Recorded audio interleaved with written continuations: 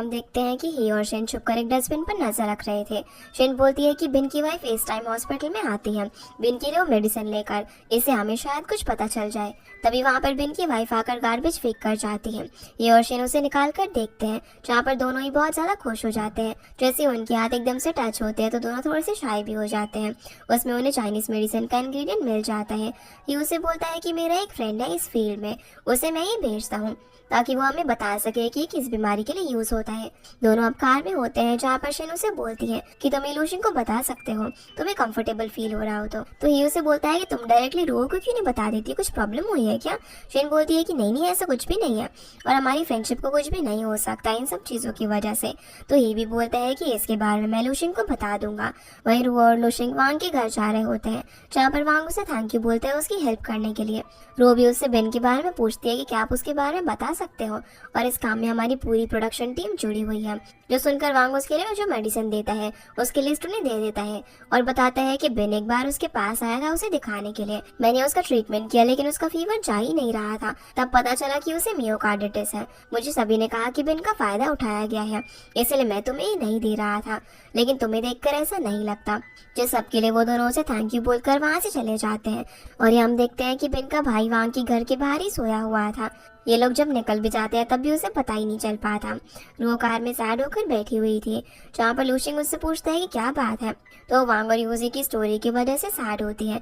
उसे बताकर बोलती है कि कितना अच्छा होता अगर हम उसे एक वेडिंग दे पाते। तभी उससे पूछती है कि अगर कभी मुझे डिमेंशिया हो गया तो मुझे क्या याद रहेगा। लूशिंग बोलता है कि अगर मुझे हुआ तो मुझे तुम तो पक्का याद रहोगे और तुम्हें ये याद रहेगा कि मुझसे शादी नहीं करनी है, जिस बात पर दोनों ही हंसने लग जाते हैं। जब ये लोग रिजॉर्ट आते हैं तो वहाँ पर वांग की बातें कर रहे थे। शेन भी वहीं पर होती है। वो उनके आते ही उनसे पूछती है कि तुम्हें विलेज में कुछ पता चला क्या? वो दोनों से बताते हैं कि हमें विलेज मिल गया है, कि बेन को पहले से ही कोई डिजीज थी और सब कुछ ठीक हो जाएगा। शेन कहती है कि मैं भी उससे बात करती हूँ, मैं उनकी लॉयर हूँ तो शायद मेरी बात सुन ले, और ये काम हम प्राइवेटली ही कर सकते हैं, जिसके लिए दोनों मान जाते हैं। इधर बेन की वाइफ उसे चाइनीज मेडिसिन दे रही होती है पीने के लिए। तभी वहाँ पर शेन आ जाती है। उसे देखते ही वो उस थॉमस को छुपा लेती है। शेन उसे बोलती है कि छुपाने की जरूरत नहीं, हमें सब कुछ पता चल चुका है कि बेन पहले से ही बीमार था, जो सुनकर दोनों शॉक हो जाते हैं। फिर हम बेन और उसकी वाइफ को घर में देखते हैं, जहाँ पर बेन कुछ देख रहा था। उसकी वाइफ किसी से फोन पर बात कर रही होती है। तभी वहाँ पर जैंग और रू आती है। बेन उन्हें बैठने के लिए बोलता है, जहाँ दोनों उसकी घर की हालत देखती हैं। और हम देखते हैं कि जो बच्चे विलेज में उन्हें वांग के पास लेकर गए थे वो बेन के ही बच्चे थे। जैंग उसे बोलता है कि हमें पता चल चुका है कि तुम्हारी तबीयत खराब काम की वजह से नहीं हुई थी, तो हम तुम्हें कंपनसेशन नहीं दे सकते। तभी बेन की वाइफ आकर उनसे सॉरी बोलती है कि हमें ही नहीं करना चाहिए था, हमें कुछ भी मत दो लेकिन बेन को जेल मत भेजना। रो उसे बोलती है कि हम ये नहीं करना चाहते, लेकिन आखिर हुआ क्या वो हमें सब बताओ। तब बेन बताता है कि उसे पता था कि वो बीमार है, लेकिन पूरा घर उस पर ही डिपेंड है, तो वो रेस्ट कैसे कर सकता था, इसलिए उसने मेडिसिन लेते हुए काम किया और ये किसी को भी नहीं बताया। रो उसे बोलती है कि ये मुझे समझ में आया, लेकिन तुमने पहले जो हम तुम्हें मेडिकल बिल के पैसे दे रहे थे उसे लेने के लिए हाँ बोलकर अगले दिन मना क्यों किया? बेन और उसके वाइफ बताते हैं कि उनके पास जियाओ ने आकर कहा था कि बेन अभी बीमार है, तो उसे कम से कम 1 साल का रेस्ट तो लेना ही चाहिए और तुम्हें प्रोडक्शन टीम से कंपनसेशन लेना चाहिए, जितना टाइम वो घर पर रहेगा उतना। जो जानने के बाद बेन की वाइफ ने ये सब कुछ शुरू किया था और उसी ने शिन को भी उनका लॉयर हायर करने के लिए कहा था। रो ने बोलती है कि अभी तुम रेस्ट करो और हम भी तुम्हारी फाइनेंशियली हेल्प करेंगे, लेकिन तुम्हें सब कुछ सच सच क्रू मेंबर्स को बताना पड़ेगा कि क्या हुआ, सभी की मेहनत बर्बाद ना जाए। और दोनों यहाँ पर अपनी हरकतों के लिए काफी गिल्टी फील कर रहे थे। रो बेन की वाइफ को भी क्लीनिंग लेडी का काम दे देती है ताकि उसकी हेल्प हो जाए और दोनों वहाँ से चले जाते हैं। जिसके बाद जियाओ को जैंग ने ऑफिस में बुलाया होता है, वो आती है। उसके आते ही रो उसे बोलती है कि तुमने ही बेन को ये करने के लिए कहा था ना, इसी वजह से तुम्हें फायर किया जा रहा है। जियाओ अभी भी एरोगेंटली बोलती है कि तुम्हारे पास क्या एविडेंस है कि मैंने किया, तुम मुझे ऐसे फायर नहीं कर सकती, मेरा डैड इस शो के इन्वेस्टर है, अगर उन्होंने इन्वेस्टमेंट रोक दी तो क्या होगा? रो बोलती है कि हमने लीगली डील साइन की है और बिना किसी रीजन के तुम्हारे डैड ये इन्वेस्टमेंट नहीं रोक सकते।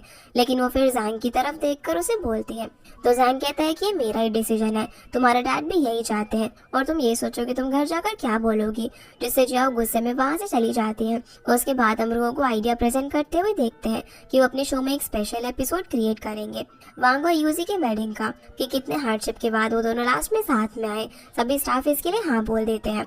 फिर सभी के जाने के बाद जैंग रो से बोलता है कि तुम सॉफ्ट हार्टेड हो गई हो, क्या लूशिंग और तुम्हारे बीच कुछ हुआ है? रू बस स्माइल करते हुए वहाँ से चली जाती है। इसके बाद रू, शिनजू और सभी लोग बाहर होते हैं, जहाँ पर वो लूशिंग से टेक्स्ट करके बात कर रही थी। रू काफी ज्यादा खुश थी। ये देखकर जू बोलती है कि तुम्हारी इन्वेस्टर के साथ बात काफी अच्छी चल रही है, जो कि तुम खुशी से ओवर टाइम कर रही हो। शिन को ये समझ नहीं आता। तभी जू बताते कि वो इन्वेस्टर असल में लूशिंग है, जिससे वो बात कर रही है। शिन उससे पूछती है कि क्या तुम अभी ऑफिशियली हो? तो रू बोलती है कि हम अभी तक कमिटमेंट के फेज पे नहीं है, लेकिन साथ में है। रू फिर उनसे बोलती है कि मेरी वांग की स्टोरी सुनने के बाद लव को देखने का पॉइंट ऑफ व्यू काफी चेंज हो गया है, और अभी मुझे लगने लगा है कि कमिटमेंट कुछ भी गलत नहीं है, बल्कि अच्छे रिजल्ट दे सकती है। अगले दिन फिर हम वांग और यूजी की वेडिंग को देखते हैं, जो कि वांग के घर में ही हो रही थी। सभी लोग ड्रेस्ड अप होकर आए हुए थे। वांग यहाँ पर लूशिंग से थोड़ा दूर रहने के लिए कहता है कि कहीं यूजी उसे फिर से उसका लवर ना समझ ले। इस पर शू कहता है कि आप इतने अच्छे लग रहे हो कि वो किसी और की तरफ देख ही नहीं सकती। रो फिर यूजी को लेकर आती है, जहाँ पर सभी ठीक चल रहा था, लेकिन तभी यूजी सब कुछ भूल जाती है और चिल्लाते हुए वांग को मारने लग जाती है कि तुम कौन हो और यहाँ पर क्या कर रहे हो। सभी लोग पास जाने ही वाले होते हैं कि लूशिंग उन्हें रोककर बोलता है कि वांग उसके साथ है और वो जानते हैं कि उसे क्या करना है। जिसके थोड़ी देर बाद में वो शांत हो जाती है और उसे वांग भी कौन है याद आ जाता है। वो बहुत ही खुश हो जाती है और हक करके बोलती है कि हमारी फाइनली शादी हो रही है। ये देखकर सभी काफी इमोशनल हो जाते हैं। जो फिर चिल्लाते हुए रोने वाली होती है, लेकिन शो उसका मुंह बंद कर देता है। वेडिंग होने के बाद हम यो और जाय को बात करते हुए देखते हैं कि हम दोनों में से शो में से कौन जाएगा। इधर शो सभी से बोलता है कि यहाँ पर एक डॉग होटल है, तो वहाँ पर कौन चलना चाहेगा। लूशिंग हाँ बोलता है, तो रू भी मान जाती है, लेकिन यो शिन की तरफ देखकर मना कर देता है कि उसे पसंद नहीं आएगा मेरा आना। जाय और शिन भी काम की वजह से मना कर देते हैं। आखिर में सिर्फ ये चारों ही वहाँ पर जाते हैं, जहाँ शो उन दोनों को एक ही रूम की की देकर एंजॉय करने के लिए बोलता है। तो लूशिंग पूछता है कि क्या हम एक ही रूम में रह सकते हैं। रो बोलती है कि उन्हें ऑलरेडी सब कुछ पता है। लूशिंग पूछती है कि क्या हमारी रिलेशनशिप ऑफिशियल है। रो बोलती है कि ट्रायल है अभी, जिस पर लूशिंग स्माइल करते हुए यस बोलता है। इधर सू जैसे ही बेड पर लेटती है सोने के लिए, तभी शो से बोलता है कि वांग और उसकी स्टोरी सुनकर मुझे भी सैक्रिफाइस करना चाहिए, समझ में आ गया है, और उसका गेम डिलीट करके बोलता है कि अब से जो तुम कहोगी ना वही होगा। जू को नींद आ रही थी, इसलिए वो ओके बोलकर सोने वाली होती है, लेकिन वो उसे सोने नहीं देता और कल की सारी प्लानिंग करने के लिए बोलता है कि मुझे बताओ कि हमें कल क्या करना चाहिए, क्या खाना चाहिए। जिससे वो फ्रस्ट्रेट होकर उसे बताती है और उसके आगे ये क्वेश्चन भी प्रिडिक्ट करके उसे आंसर दे देती है, जो सुनकर शू तो आराम से सो जाता है, लेकिन फिर जू को नींद नहीं आती और वो गुस्सा हो जाती है। अगले सीन में हम शिन को उसकी बॉस को अपने पहले केस की रिपोर्ट देते हुए देखते हैं, जहाँ पर उसकी बॉस उससे बोलती है कि हमें ज़्यादा ट्राई करना चाहिए कि केस कोर्ट में जाए। तुम्हारा ये पहला ही केस था जो कि प्राइवेटली हैंडल किया गया, ये अच्छा इंप्रेशन नहीं देगा, लेकिन तुमने अच्छा किया कि सच के बारे में जानकर उसे सपोर्ट किया। इससे शिन खुश होती है कि उसकी बॉस उसे कॉम्प्लीमेंट कर रही है। शिना बाहर आने के बाद ही को टेक्स्ट करती है कि क्या वो आज फ्री है। वो मना करता है, तो अपनी बिल्डिंग से बाहर आकर उसे टेक्स्ट करके पूछती है कि वो कब फ्री होगा, लेकिन तभी ही और जाय को कहीं पर साथ में जाते हुए देखती है, जिसे शौक हो जाती है। अब शिन जैसे ही रिजॉर्ट में आती है तो उसके रूम के बाहर ही खड़ा हुआ था और उसे सॉरी बोलता है कि मैंने तुम्हारे मैसेज का रिप्लाई लेट दिया। फिर वो उसके हाथ में कप नूडल्स देखकर बोलता है कि इसे मत खाओ, मैं नूडल्स बनाने वाला हूँ। तो वो साथ में खाते हैं, लेकिन शिन मना करके अपने रूम में चली जाती है। हम शिन को आज जो कुछ भी हुआ जू और रुओ को बताते हुए देखते हैं। जू तो यहाँ पर बहुत ज्यादा गुस्सा होती है कि वो भला ऐसे कैसे कर सकता है, हमें कुछ और दिखाता है और करता कुछ और है, ये ना टू फेज मैन है। अभी जाकर उससे पूछती हूँ कि उसने तुम्हारे साथ ऐसे क्यों किया। रुओ से रोककर बोलती है कि अगर ये सिर्फ एक मिसअंडरस्टैंडिंग हुई होगी तो क्या करोगी, इससे ही और शिन का रिलेशनशिप भी खराब हो जाएगा। शिन भी इस पर हाँ बोलती है, तो जो बोलती है कि हम नहीं तो शो और लूशिन को भेज सकते हैं ना, दोनों इसके लिए मान जाते हैं। अगले दिन अब जब ही जॉगिंग कर रहा था, तभी शो और लूशिन दोनों आकर उसके साथ जॉग करते हुए पूछते हैं कि हमें बात करनी चाहिए हमारी फ्रेंडशिप का बॉन्ड इंक्रीज करने के लिए। तो रोज से पूछते हैं कि कल तुम क्या कर रहे थे, तो ये बोलता है कि तुम्हें क्या करना है। वो बोलता है कि तुम जाय के साथ में थे ना। इस पर वो शौक होकर पूछता है कि तुम्हें कैसे पता। दोनों उससे पूछते हैं कि तुम लोगों ने क्या किया और कहाँ पर गए थे, लेकिन ही बोलता है कि ये मैं बिल्कुल नहीं बता सकता और वहाँ से चला जाता है। शिन और रू अब जू के कैफे में होते हैं, जहाँ पर जू एक ड्रिंक बनाते हुए शिन से बोलती है कि ये और जाय के बीच में पक्का कुछ चल रहा है।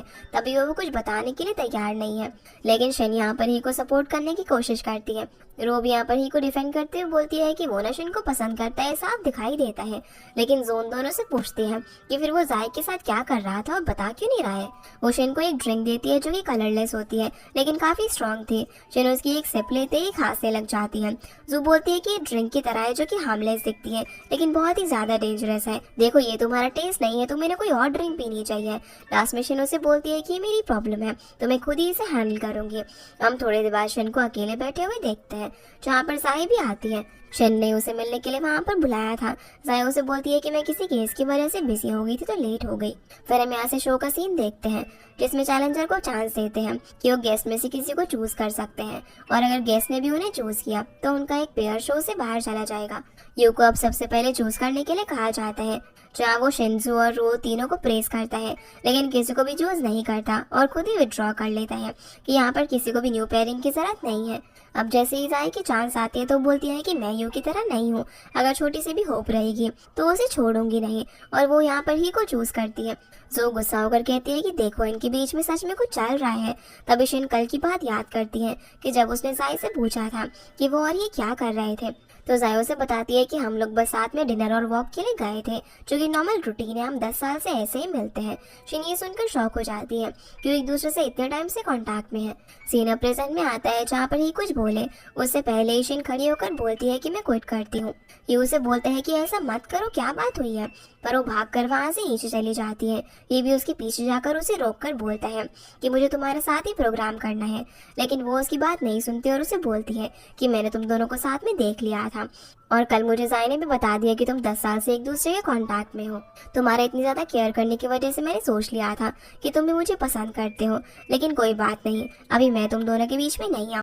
पसंद करते हो, लेकिन कोई बात नहीं, अभी मैं तुम दोनों के बीच में नहीं आऊंगी। ये बोलकर वहां से चली जाती है। वो वहां पर सभी से बोलती है कि जिसने भी अनऑफिशियल वीडियो बनाया है उसे अभी डिलीट करो, शो को इफेक्ट करेगा।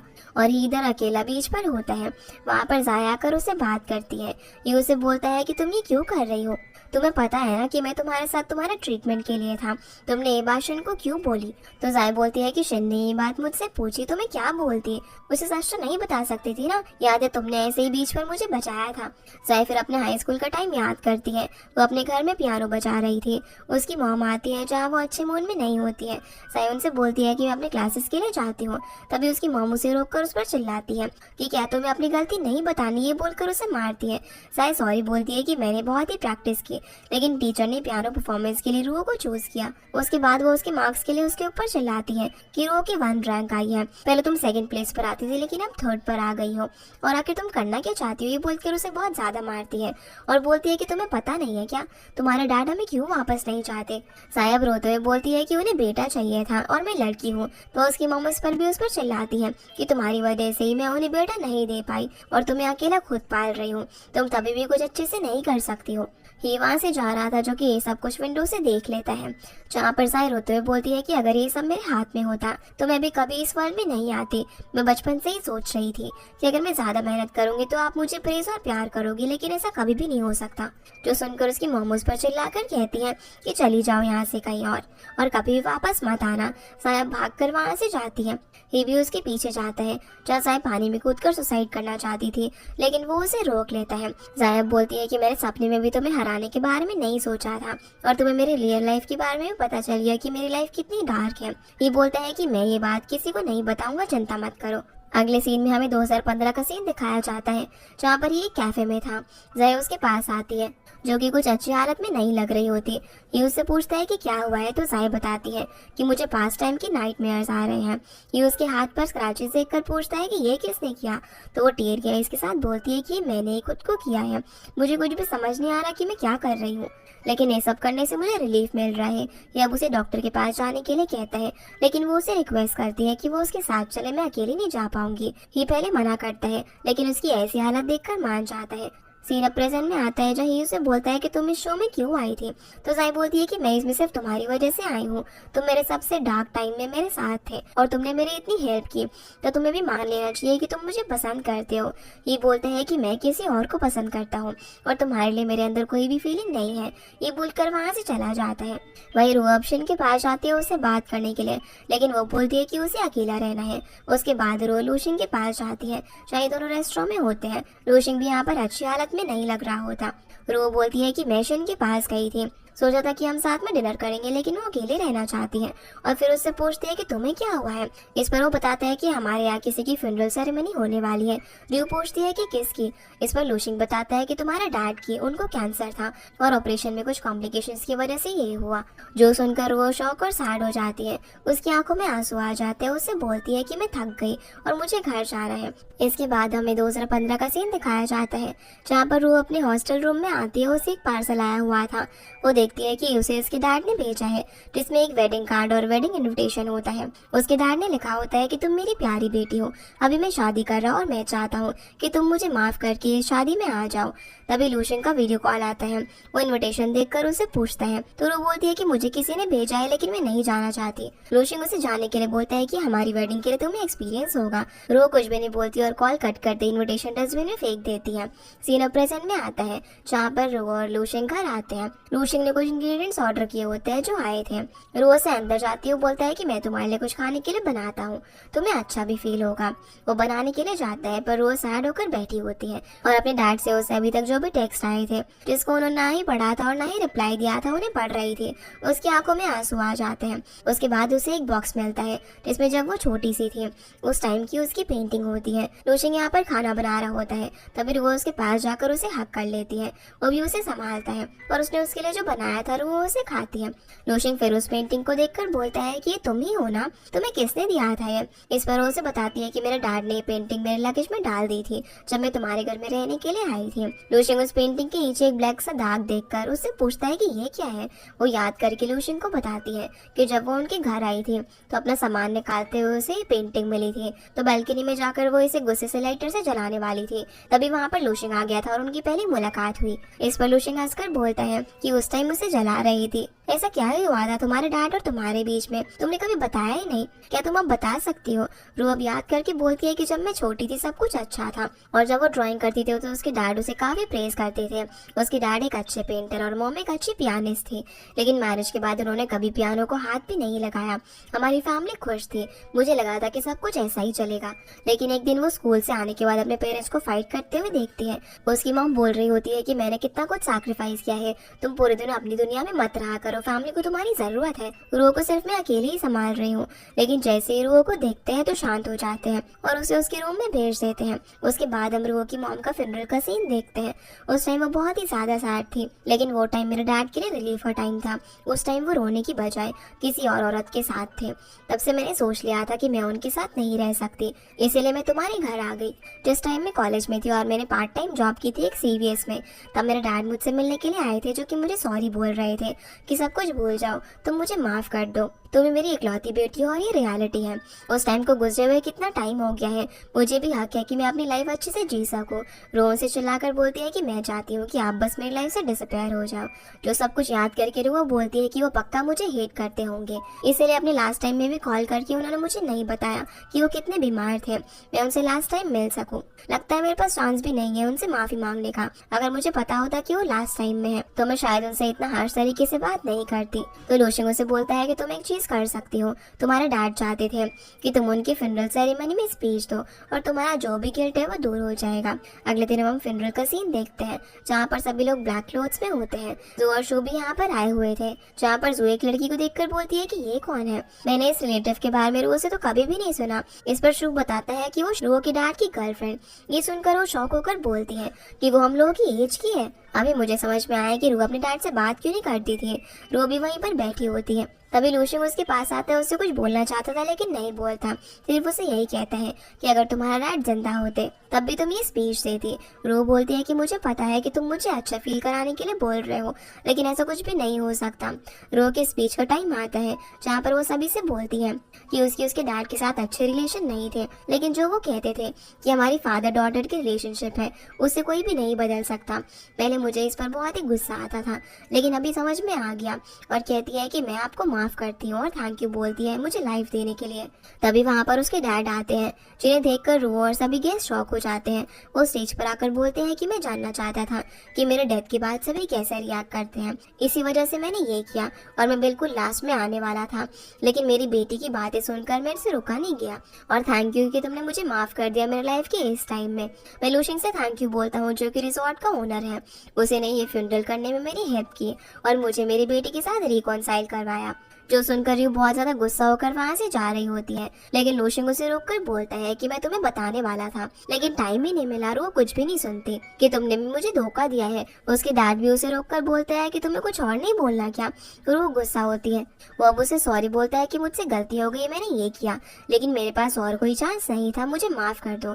तभी वहाँ पर एक लेडी आती है जो शेंग से बोलती है कि मैं तुम्हारी वाइफ हूँ तो तुम्हारे फ्यूनरल में कैसे नहीं आती। तभी पीछे से उसकी गर्लफ्रेंड आकर बोलती है कि इससे दूर रहो, तुम लोगों के बीच में कुछ भी नहीं है। उसकी वाइफ बोलती है कि तुमने कहा था ना कि तुम ट्रीटमेंट के लिए जा रहे हो, लेकिन ये नई लवर लेकर आ गए। उसकी एज तो देखो और ये दोनों फाइट करने लग जाते हैं। सभी उन्हें रोकते हैं। रो ये सब देखकर सैड होकर जा रही होती है, लेकिन इनकी फाइट में कोई एक पर्सन माइक फेंकता है जो कि रो के सर में लगता है और वो फेंट हो जाती है। अगले सीन में अब रो हॉस्पिटल में उठती है। लूशिंग भी वहीं पर होता है, जहाँ रो उससे पूछती है कि मैं यहाँ पर कैसे आई, तो बताता है कि गलती से फाइट में माइक तुम्हारे ऊपर आकर लग गया था। रो से बोलती है कि तुम्हें मेरे डैड के बारे में कब पता चला। इस पर वो बताता है कि आज सुबह जब मैं सब कुछ सेटअप देख रहा था कि ठीक से हुआ कि नहीं, तभी मैं तुम्हारे डैड और उनकी गर्लफ्रेंड से मिला। मैंने उन्हें मना किया था कि मैं तुमसे झूठ नहीं बोल सकता, लेकिन उन्होंने कहा कि उनकी तबीयत खराब रहती है और मैं कितनी बार रू से मिल पाऊंगा ये मैं नहीं जानता, इसीलिए प्लीज तुम मेरी मदद कर दो। रू से बोलती है कि तुमने मेरे डैड के साथ मिलकर मुझे धोखा दिया। तो लूशिंग उससे सॉरी बोलता है कि कल तुमने मुझसे बात की कि तुम्हें गिल्टी हो रहा है अपने डैड के लिए, तो मुझे लगा कि अच्छा रहेगा, तुम भी अपने डैड के साथ रिकॉन्साइल हो जाओगी, सब कुछ ठीक हो जाएगा। और भला इसमें गलती क्या था। रो बोलती है कि तुम्हें कैसे सोच सकते हो, तुमने खुद डिसाइड कर लिया कि मुझे क्या करना चाहिए और क्या ठीक रहेगा, मुझसे पूछा क्यों नहीं, और ऐसे कुछ भी ठीक नहीं हो सकता। लूशिंग बोलता है कि तुम्हारे डैड और मॉम की रिलेशनशिप अच्छी नहीं थी, इसका मतलब ये नहीं है कि वो तुम्हारे डैड नहीं रहेंगे। रो से बोलती है कि मेरी मॉम की किसी डिजीज की वजह से डेथ नहीं हुई थी, उनका मर्डर हुआ था, मेरे डैड ने मेरी मॉम को मारा था। लूशिंग ये सुनकर शॉक हो जाता है और इसी के साथ हमारा ये एपिसोड यहीं पर खत्म हो जाता है। तो गाइस ये थी आज की वीडियो एंड आई होप आप लोगों को ये वीडियो पसंद आई होगी, तो इस वीडियो को लाइक कर चैनल को सब्सक्राइब जरूर कीजिएगा। आपसे फिर मिलते हैं इस ड्रामा के अगले एपिसोड में, तब तक के लिए गुड बाय।